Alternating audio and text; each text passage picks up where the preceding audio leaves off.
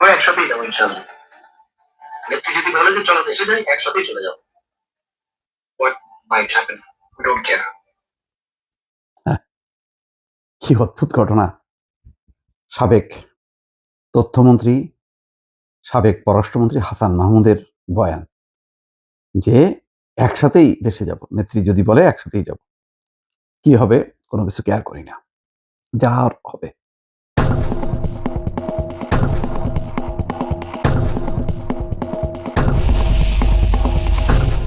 কথা হলো, নেত্রী কি ওনাদেরকে বলছিল যে পালায় যাও?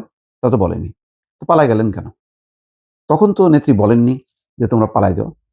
যখন নির্দেশ দেননি তখন তো যে যার অবস্থানই থাকবে।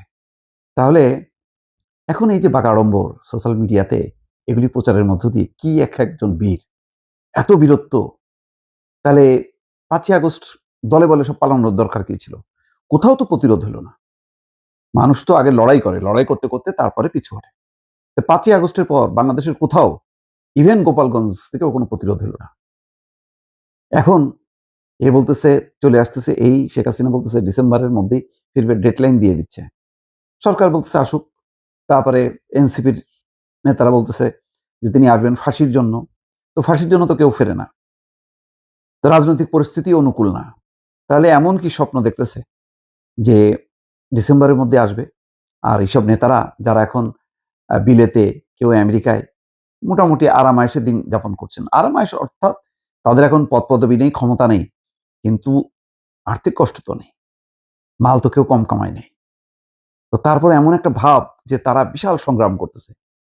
একটা এখনো পর্যন্ত সারা বিশ্বে কোথাও একটা দলের কেন্দ্রীয় সেল হলো না যেখান থেকে তারা সমন্বিতভাবে তারা বক্তব্য রাখবে, রাজনৈতিক পরিস্থিতির উপর মত প্রকাশ করবে, সরকারের সঙ্গে আলোচনা অথবা সরকারের বিরোধিতা, যাই হোক না কেন, মানে কেন্দ্রীয় যেখানে কোনো রকম তাদের সাংগঠনিক কার্যক্রম নেই কেন্দ্রীয়ভাবে, সেই মাঝে মধ্যে দিল্লি থেকে শুধু অডিও বার্তা ঝাড়েন শেখ হাসিনা এবং বলতেছে যে ডিসেম্বরে আসবে। তো ডিসেম্বরে কি সরকারের সাথে কি তাহলে নেগোসিয়েশন হয়ে গেছে? সরকার কি এটা প্রকাশ করতেছে না?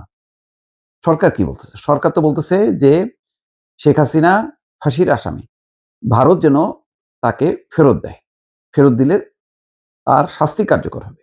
সরকার কি বলছে যে রাজনৈতিকভাবে পুনর্বাসনের জন্য এখন আওয়ামী লীগের খুবই দরকার, আওয়ামী লীগ আসবে, মানে আমরাও অপেক্ষায় আছি, সেরকম কি কোনো, সেরকম তো কোনো বক্তব্য নেই। না বিএনপির, না জামাতের, না এনসিপির, না অন্য কোনো রাজনৈতিক দলের ভেতর থেকে একটা কোনো মানে আনুষ্ঠানিক বা যে সমস্ত রাজনৈতিক দল আছে তাদের কোনো বক্তব্য নেই। মাঝে মধ্যে ওই লজিফ সিদ্দিকী, কাদের সিদ্দিকী, তারা বাগাড়ম্বর মানে বলগাহীন কথাবার্তা বলে, যেগুলির কোনো অর্থ হয় না। এছাড়া তো দেখা যায় না। আর কিছু নারী যারা একসময় মডেল ছিল, একসময় তারকা ছিল, একসময় অভিনয় ছিল, অভিনয় করতো, তারা কিছু কিছু আস্ফালন করে। তো এইগুলি কোনো রাজনৈতিক কোনো প্রসেস? এগুলি কি সরকার ভয় পায়?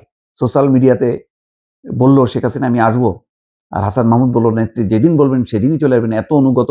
তো তখন তো কোনো নির্দেশ ছিল না, বরং শেখ হাসিনাকে রক্ষা করার জন্য এই নেতাদের যা দায় দায়িত্ব ছিল কেউ তো পালন করেনি। এখন কি এমন হইলো, কি এমন ঘটলো, কিছুই বোঝা যাচ্ছে না দর্শক।